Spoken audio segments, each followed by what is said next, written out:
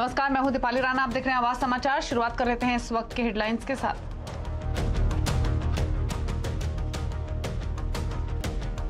एक दिन में कोरोना के करीब 97,000 नए केस। महाराष्ट्र में नए मरीजों की संख्या घटी, लेकिन अभी भी सबसे ज्यादा केस। दिल्ली में 30 अप्रैल तक लगा नाइट कर्फ्यू।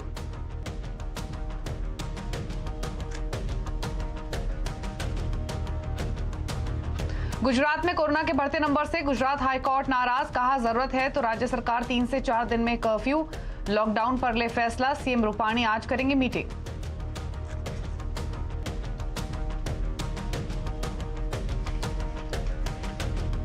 तीसरे चरण में पश्चिम बंगाल की 31 सीटों तो असम की सभी 40 सीटों पर वोटिंग जारी। तमिलनाडु, केरल और पुडुचेरी में सभी सीटों पर डाले गए वोट।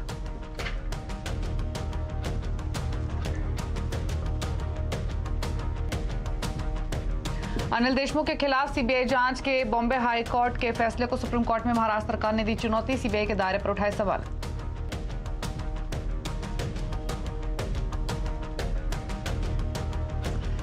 इकतालीस साल की हुई बीजेपी स्थापना दिवस समारोह पर पीएम मोदी ने बंगाल और केरल में राजनीतिक हिंसा का उठाया मुद्दा। विपक्ष पर झूठ बोलने का लगाया आरोप। बाजार में मुनाफे का मंगलवार। उतार चढ़ाव के बीच बाजार बढ़त पर बंद। छोटे मझोले शेयरों में रही शानदार तेजी। बैंक निफ्टी भी बढ़त पर बंद।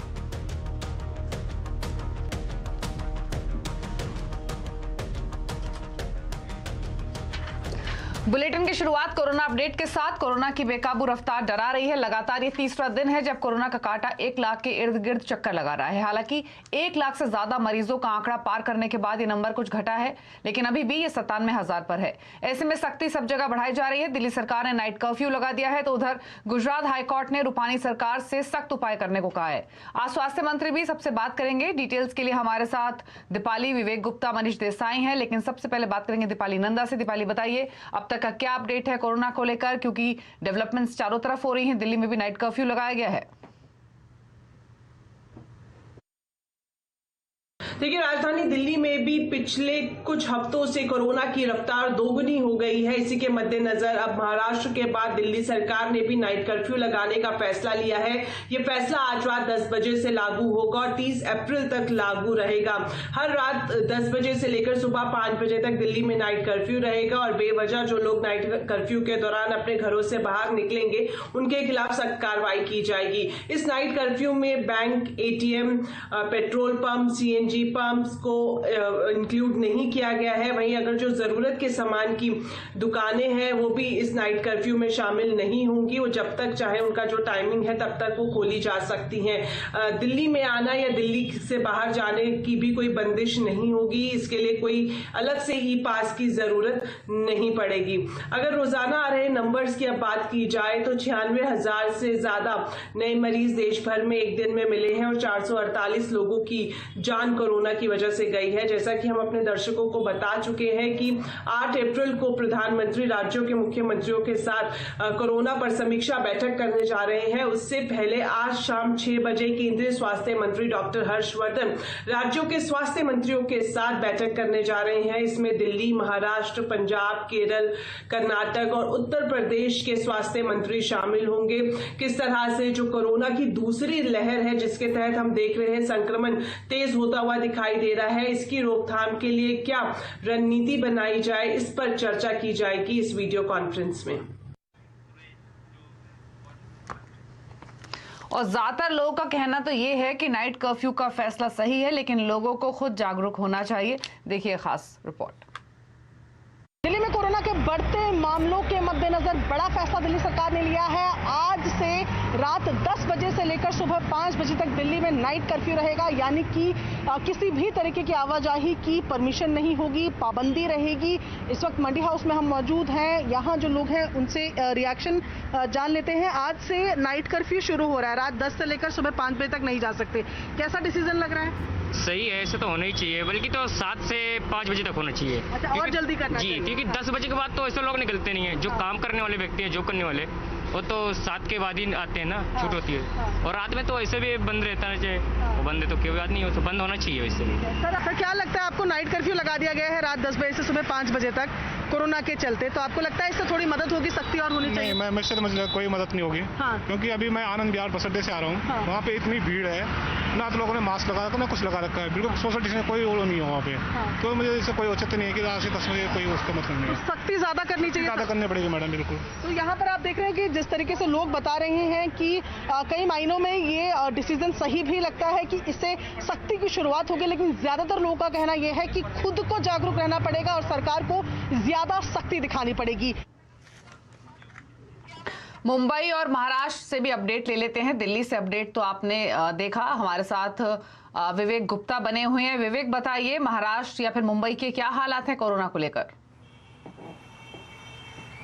दीपाली, आपको बताना चाहेंगे कि मुंबई और महाराष्ट्र में जो कोरोना के आंकड़े लगातार बढ़ते जा रहे हैं, वो नंबर अभी भी कम नहीं हो पा रहे हैं और जिसकी वजह से महाराष्ट्र सरकार लगातार उनकी चिंता बढ़ते जा रही है। पिछले 24 घंटे में महाराष्ट्र में 47,000 के आसपास कोरोना मरीज सामने आ चुके हैं, 150 के आसपास लोगों की मौत हो चुकी है।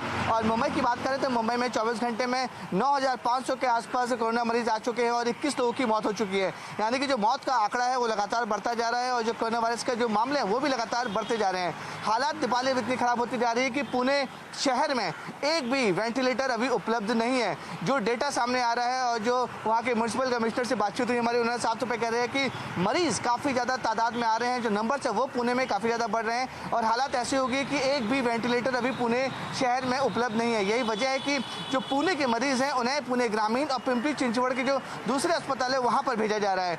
नागपुर की भी हालत उतनी अच्छी नहीं है, नागपुर में भी लगातार कोरोना वायरस के मामले बड़े ही तेज़ी से बढ़ते आ रहे हैं और जो वहाँ पर सरकारी अस्पताल में कोरोना वायरस के मामले के बढ़ने की वजह से एक ही बेड पर 2-2 या 3-3 लोगों का इलाज चल रहा है और ये तस्वीरें काफ़ी चौंकाने वाली हैं। और वहाँ के अधिकारी भी साफ तौर पे कह रहे हैं कि जो नंबर्स हैं वो काफ़ी ज़्यादा आ रहे हैं और नागपुर के आसपास जो बॉर्डर है, महाराष्ट्र और छत्तीसगढ़ का बॉर्डर है, वहाँ से भी मरीज़ नागपुर शहर में आते जा रहे हैं। इसकी वजह से बेड मिलना मरीजों को काफ़ी ज़्यादा मुश्किल हो रहा है। लेकिन इस बात की प्रशासन और सरकार दावा कर रहे हैं कि ज़्यादा से तो कोशिश की जा रही है कि वेंटिलेटर बेड, ICU बेड से जो नॉर्मल बेड है वो ज़्यादा उपलब्ध कराने की कोशिश की जा रही है ताकि मरीजों का अच्छे से अच्छा इलाज हो सके। वही दूसरी तरफ वैक्सीनेशन की बात करें तो फिर महाराष्ट्र सरकार के CM उद्धव ठाकरे ने केंद्र सरकार को चिट्ठी लिखी है और मांग की है कि जो गवर्नमेंट ऑफ इंडिया के जो रूल्स है, जो 45 साल के ऊपर के लोगों को वैक्सीनेशन दी जाए, उसमें अब महाराष्ट्र के CM उद्धव ठाकरे ने मांग की है कि ये उम्र महाराष्ट्र में 25 साल के ऊपर के लोगों को वैक्सीनेशन दी जा सके ताकि जो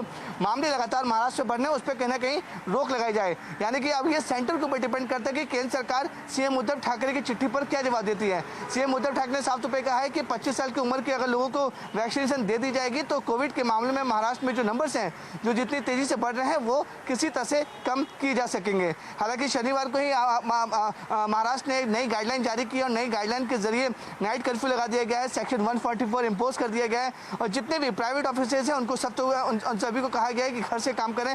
वहीं बस, टैक्सी और उसमें भी नई गाइडलाइन बनाई गई है। बस में जो BST बस है जो मुंबई की एक लाइफलाइन मानी जाती है, उसमें अब जो सीटिंग कैपेसिटी है उतने ही लोग सफर कर सकेंगे, खड़े होकर कोई भी सफर नहीं कर सकेगा। वहीं टैक्सी की बात करें तो 3+1 यानी कि 3 पैसेंजर और 1 ड्राइवर ट्रैवल कर सकेंगे, लेकिन टैक्सी में ड्राइवर को RT-PCR की नेगेटिव रिपोर्ट 10 तारीख के बाद से रखना अनिवार्य हो जाएगी। यानी कि जो टैक्सी ड्राइवर है उन्हें हर 15 दिन में RT-PCR की कोरोना टेस्ट करना पड़ेगा और नेगेटिव रिपोर्ट अपने साथ रखनी पड़ेगी ताकि जो उनके साथ पैसेंजर बैठेंगे उन्हें कोरोना इफेक्टेड ना हो और पैसेंजर का पूरा हक होगा कि वो टैक्सी ड्राइवर की नेगेटिव रिपोर्ट देख सके। वही हालात जो ऑटो ड्राइवर है उनके लिए भी यही नियम बनाए गए हैं। तो कहीं ना कहीं कड़े नियम बनाने की कोशिश तो की जा रही है, कड़े नियम बनाए भी गए हैं, बड़े बड़े जो रेस्ट्रिक्शन है वो भी लगाए गए हैं। लेकिन दीपाली, जिस तरीके से महाराष्ट्र में पिछले 10 दिनों से जो आंकड़े बढ़ रहे हैं वो काफ़ी चौंकाने वाले हैं और भारत सरकार दावा कर रही है कि इस मामले को जल्द से जल्द कंट्रोल किया जाएगा। जी, इधर मुंबई में कोरोना बहुत तेजी से तो बढ़ा ही है, लेकिन लोग मानने को तैयार नहीं हो रहे हैं। दादर की सब्जी मंडी में BMC की सख्ती से मार्केट खाली होता है, लेकिन जैसे ही BMC स्टाफ जाते हैं लोग फिर से वहां पर भीड़ लगाने लगते हैं। दादर मार्केट की भीड़ को देखते हुए BMC एक बार पहुंची है फिर यहाँ दादर मार्केट में। आप मेरे पीछे का नज़ारा देख सकते हैं कि किस तरीके से भीड़ को काबू करने की पूरी कोशिश की जा रही है। यहाँ पे जितने भी लोग रास्तों पे सब्जी बेचते हैं, सब्जी विक्रेता हैं, उनकी जो भी दुकानें हैं वो ले ली जा रही हैं और BMC उनसे कह रहा था बार बार कि आप जो हैं मत करिए, दिशा निर्देशों का पालन कीजिए, मगर दिशा निर्देश का पालन ना करने की वजह से अब बीएमसी जो है वो कड़े रुख अपना रही है। और यहाँ देखिए किस तरीके से इन लोगों पे कार्रवाई हो रही है। बीएमसी जो है जितने भी विक्रेताओं हैं उन सब की जो छोटी छोटी दुकानें हैं यहाँ पे, उन सब का सामान जो है वो अंदर भरने की कोशिश कर रही है, अंदर ले जाने की कोशिश कर रही है, जिससे जो है ये हर रोज का जो चीज हो गई है, जहाँ पे हर रोज दिशा निर्देशों की धज्जियां उड़ाई जाती हैं, साथ साथ सोशल डिस्टेंसिंग का कोई पालन नहीं करता है, और जिस तरीके से यहाँ पे भीड़ लगती है वो एक चिंता का विषय बनता जा रहा है लोगों के लिए। इसी के लिए बीएमसी जो है पूरी तरीके से कार्रवाई कर रही है और लोगों के जो भी विक्रेता हैं, जो भी यहाँ भीड़ लगा रहे हैं, उन सबके सामान जो है अपनी गाड़ी में भर के लेके जा रही है। क्योंकि जिस तरीके से हर रोज दादर मार्केट में दिशा निर्देशों की, कोविड दिशा निर्देशों की धज्जियां उड़ाई जाती हैं, वो एक चिंता का सबब बीएमसी और सरकार के लिए बनता जा रहा है। जी, तो मुंबई से अपडेट तो आपने देखा, वहां के क्या हालात हैं वो आपने समझे। अब गुजरात की ओर रुख करते हैं। गुजरात में कोरोना के मामले बढ़ने के बाद से गुजरात हाईकोर्ट सख्त हो गया है। आज कोर्ट ने रूपाणी सरकार से कहा है कि वो 3 से 4 दिन में कड़ा फैसला ले। इसके बाद सीएम रूपाणी मीटिंग करने वाले हैं। डिटेल्स के लिए मनीष देसाई हमारे साथ मौजूद है। मनीष, पहले तो बताइए, कोरोना के मामले लगातार राज्य में बढ़ रहे हैं, वहां से क्या अपडेट है अभी? बिल्कुल, देखिए पिछले 24 घंटे की बात की जाए तो 3160 नए मामले सामने आए। ये अब तक का हाई आंकड़ा है। एक वर्ष में जब पिछले साल पीक पे था कोरोना, तब भी इतना आंकड़ा देखने को नहीं मिला था। इसके साथ साथ बात करें तो अहमदाबाद में लगातार तेजी से केसेस बढ़ते जा रहे हैं। करीब 850 केसेस इसमें से जो है अहमदाबाद में पाए गए हैं। इसके अलावा सूरत की बात की जाए, वहां भी आंकड़ा तेजी से बढ़ रहा है। 603 का जो आंकड़ा है वो पिछले 24 घंटों का सामने आ रहा है। बड़ौदा में भी अगर देखा जाए तो 250 के आसपास के केसेस है। कुल मिलाकर देखा जाए तो यहाँ पर हालत बदतर होते जा रहे हैं। हॉस्पिटल्स जो है वो फुल होते जा रहे हैं। इसको देखते हुए प्रशासन ने ये निर्णय किया है कि गुजरात के जितने भी 8 बड़े महानगर है, अहमदाबाद, बड़ौदा, सूरत, राजकोट, जामनगर, इस तरह के सभी 8 शहरों में 500 बेड की अलग सुविधा की जाए और वहां पर जिन लोगों को जरूरत हो ऐसे लोगों को एडमिट किया जाए।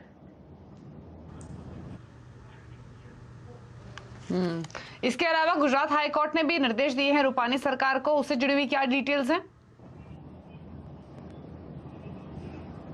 बिल्कुल, देखिए गुजरात हाईकोर्ट के चीफ जस्टिस है विक्रमनाथ और उनके साथ एक जस्टिस है जस्टिस कारिया। इन दोनों की बेंच जो है उन्होंने गुजरात सरकार को निर्देश दिया है कि जो कदम आप उठा रहे हैं वो काफी नहीं है कोरोना को कंट्रोल में करने के लिए, और इसके लिए जरूरत पड़े तो आप 3 या 4 दिन का कर्फ्यू लगाए या लॉकडाउन लगाए या वीकेंड में लगातार कर्फ्यू लगाते रहे।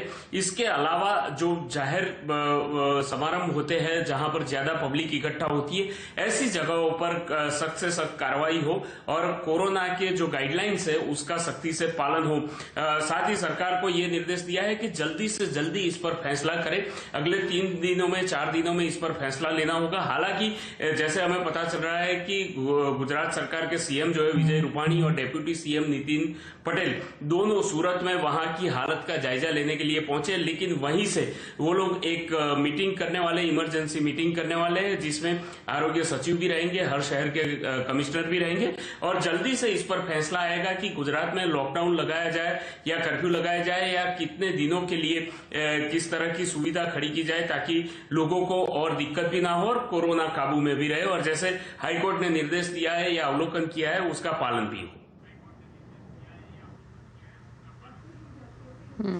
जी, शुक्रिया मनीष आपका, विवेक और दीपाली आप सभी का कोरोना से जुड़ी तमाम अपडेट्स अलग अलग राज्यों से बताने के लिए। और कोरोना के चलते गुजरात में लगे नाइट कर्फ्यू ने रेस्टोरेंट्स और फूड सर्विस की हालत गंभीर कर दी है। क्या मुश्किल है और कितनी गिरावट आई है रेस्टोरेंट कारोबार में, बता रहे हैं अहमदाबाद से मनीष देसाई। अहमदाबाद के रेस्टोरेंट्स में इन दिनों शांति है। अक्टूबर तक बंद रहे कारोबार के बाद धंधा फिर से पटरी पर आ ही रहा था कि कोरोना की दूसरी वेव के चलते नाइट कर्फ्यू लग गया, जिसके चलते अब रेस्टोरेंट्स का बिजनेस 20 से 25% तक सिमट कर रह गया है। जब से ये 9 बजे का रात्रि कर्फ्यू हुआ है, जब से हमारी सेल 80% खत्म हो गई है, तो हमारी पूरी हॉस्पिटलिटी इंडस्ट्री जो है वो बहुत धर्म संकट में है कि क्या करें, क्योंकि सभी लेबर्स वगैरह एवरीवन इज परेशान है। गुजरात के लोग खाने पीने के शौकीन होते हैं और अक्सर किसी अच्छी जगह डिनर करना पसंद करते हैं, लेकिन नाइट कर्फ्यू ने ये सब बंद कर दिया है और रेस्टोरेंट्स अपने स्टाफ की सैलरी भी नहीं निकाल पा रहे हैं। अब सरकार से ही थोड़ी राहत की उम्मीद लगाई है। आज होटल इंडस्ट्री वालों के लिए इतनी परेशानी आ गई है कि आज छोटी छोटी रेस्टोरेंट वाले अपने रेस्टोरेंट का भाड़ा कैसे भरे, इलेक्ट्रिसिटी कैसे भरे, स्टाफ को कैसे मेंटेन करे, हर चीज़ के लिए एक बहुत बड़ी परेशानी हो गई है और बेरोजगारी बढ़ती जा रही है कि जिसकी हद नहीं है, मतलब के, और हर होटल वाला बहुत परेशान है, मतलब कि जिसकी कल्पना नहीं कर सकते हैं। पहले ही कोरोना के कारण सारे रेस्टोरेंट और फूड सर्विसेज जो है वो सोशल डिस्टेंसिंग का पालन करने के कारण 50 से 60% कैपेसिटी पर ही चल रहे थे। अब क्योंकि रात्रि कर्फ्यू लग गया है, इसके कारण इनकी दिक्कतें और बढ़ गई है और जब तक इसका निपटारा नहीं होता है, मतलब कोरोना का सफाया नहीं होता है, तब तक होटल और रेस्टोरेंट के लिए चिंता बनी रहेगी। मनीष देसाई, अहमदाबाद। और अब बात करेंगे मार्केट अपडेट की। बाजार में आज मुनाफे का मंगलवार रहा। हालांकि बाजार में कारोबार उतार चढ़ाव वाला रहा, लेकिन निफ्टी और सेंसेक्स दोनों ही हरे निशान में बंद हुए। फार्मा, मेटल, एफएमसीजी शेयरों में तेजी दिखी। निफ्टी 46 पॉइंट चढ़कर 14,684 पर और सेंसेक्स 42 पॉइंट चढ़कर 49,201 पर बंद हुआ है। डिटेल्स के साथ यतिन मोता हमारे साथ मौजूद है। बताइए यतिन, क्या की एक्शन रहा आज मार्केट्स में? देखिए, जहां तक कि मार्केट का सवाल है, शुरुआती सत्र में हमको थोड़ा बहुत वॉलेटिलिटी का सामना करना पड़ा, लेकिन उसके बावजूद मिड कैप इंडिसेस ने आज आउट परफॉर्म किया। दूसरे हाफ में मार्केट में अच्छा खासा सुधार आया। एडवांस डिक्लाइन रेशियो अगर आप मार्केट का देखें तो लगभग 2 बढ़ने वाले शेयरों के सामने सिर्फ 1 गिरने वाला शेयर था। निफ्टी मेटल ने आज ऑल टाइम हाई लगाया। इसके अलावा फार्मा, मेटल, एफएमसीजी जैसे शेयरों में आज काफी जबरदस्त तेजी हमको दिखाई दी। कहीं ना कहीं आज बैंकिंग में फिर से एक बार प्रॉफिट बुकिंग और ऊपरी स्तरों पे बिकवाली का माहौल था, लेकिन ओवरऑल बेसिस पे मार्केट में आज जबरदस्त एक्शन मिड कैप की तरफ देखने मिला। और अगर सेक्टर स्टॉक स्पेसिफिक कारोबार देखें तो कहां पर सबसे ज्यादा खरीदारी आज देखने को मिली? देखिए, अदानी ग्रुप के स्टॉक्स नॉन स्टॉप चल रहे हैं, रिकॉर्ड हाइज लगा रहे हैं। तो अदानी पोर्ट्स की अगर आप बात करें तो एक जबरदस्त अपटिक यहां देखने को मिला, टॉप निफ्टी गेनर था। अगर आप बात करें Tata consumer, Asian paints, JSW steel जैसे शेयरों की, तो आज तगड़ा मूव यहां देखने को मिला मार्केट में नरमी के बावजूद। निफ्टी लूजर्स की अगर आप बात करें तो power grid, Ayesha Motors, IndusInd bank और आईसीआईसीआई बैंक जैसे शेयर्स प्रेशर में थे। ओवरऑल बेसिस पे प्राइवेट सेक्टर स्पेस थोड़ा बहुत नरम था आज। मिड कैप्स की अगर आप बात करें तो एचईजी, शोभा, सीडीएसएल, हैप्पीएस्ट माइंड्स जैसे शेयरों में जबरदस्त डबल डिजिट का गेन आते हुए दिखाई दिया। इनफैक्ट सीडीएसएल में लगभग 12-13% का इंटरडे मूव आज हमने देखा। लूजर्स की अगर आप बात करें तो लिस्ट बहुत छोटी थी, लेकिन अगर आप फार्मा और केमिकल शेयर्स की बात करें तो काफी अच्छा बाउंस वहां देखने को मिला। ग्लेनमार्क, ग्रेन्यूल्स और जाइडस जैसे शेयर्स आज चर्चा में थे और नवीन फ्लोरिन और दीपक नाइट्राइट जैसे शेयर्स केमिकल क्षेत्र में काफी अच्छी तेजी के साथ आज बंद हुए। शुक्रिया यतिन, ये तमाम डिटेल्स के लिए। इसी के साथ एक ब्रेक के लिए भी रुक रहे हैं, जल्द लौटेंगे।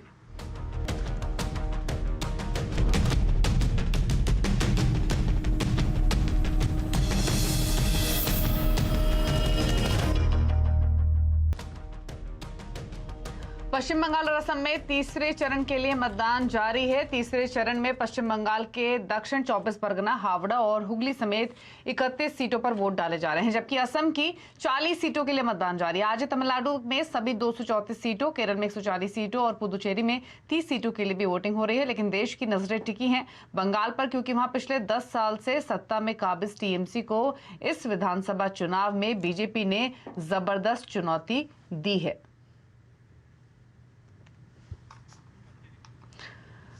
और पश्चिम बंगाल में एक तरफ जहां तीसरे चरण का मतदान हो रहा है, वहीं प्रधानमंत्री नरेंद्र मोदी ने कूच बिहार में चुनावी सभा को संबोधित करने पहुंचे। कूच बिहार में पीएम की एक झलक पाने के लिए सड़क के दोनों ओर महिलाओं की भारी भीड़ नजर आई। कूच बिहार में पीएम को लेकर दीवानगी साफ नजर दिखी। प्रधानमंत्री नरेंद्र मोदी ने रैली में ममता बनर्जी पर निशाना साधा और मुस्लिम वोट बैंक के नाम पर वोट मांगने का आरोप लगाया। उन्होंने कहा कि बंगाल में इस बार दीदी की हार तय है। अभी हाल ही में आपने कहा कि सभी मुसलमान एक हो जाओ, वोट बंटने मत दो।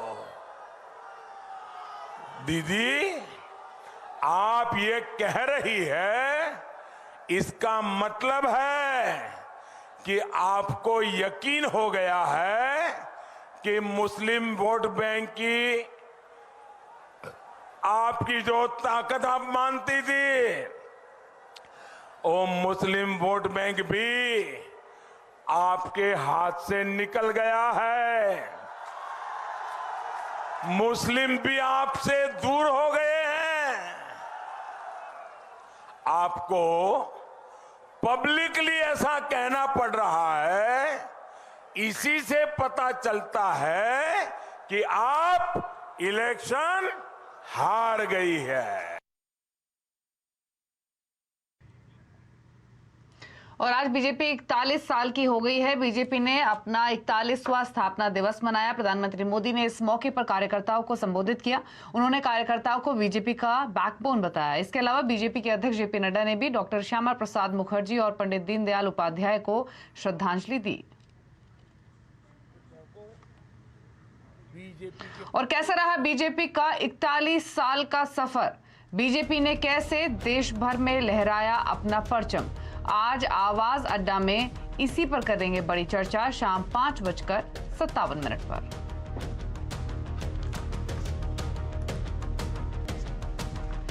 और प्रधानमंत्री मोदी का आत्मनिर्भर भारत का आह्वान देश की अर्थव्यवस्था के एक अहम मोड़ पर आया है। नेटवर्क 18 की पहल और आईटीसी द्वारा प्रस्तुत इस खास पेशकश में स्वाभिमान भारत में हम आपके लिए देश भर से ऐसी कहानियां लाते हैं जो आत्मनिर्भरता का बेहतरीन उदाहरण पेश करती हैं। हम कुछ ऐसी सरकारी कंपनियों की बात करेंगे जिन्होंने सरकारी कंपनी को सुस्त मानने वालों की जो सोच है वो बदल डाली है।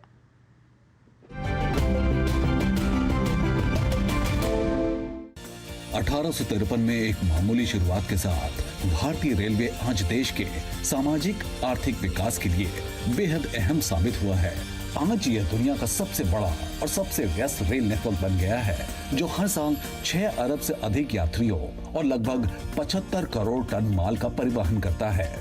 In this journey, the focus has been on technology, focus is on deliverance, focus is on commitment, focus is on excellence. And under the visionary leadership of our Honorable Prime Minister and dynamic Honorable Railway Minister, the railways have set out on a path of improvement. भारतीय railway ने महामारी के दौरान एक महत्वपूर्ण भूमिका निभाई है। We continue to move our important commodities and goods via our freight traffic. Our dedicated staff of about 11 lakh employees work day and night to ensure that the food grains, the medicines, the other commodities reach our people across the states.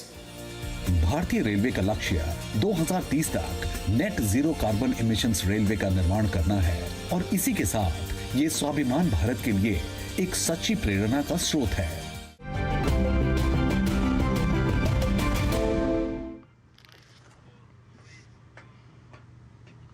और इसी के साथ इस bulletin में इतना ही। Link खबरों पर लगातार अपडेट के लिए CNBC आवाज से जुड़े रहिए। ट्विटर, फेसबुक और यूट्यूब के जरिए। नमस्कार।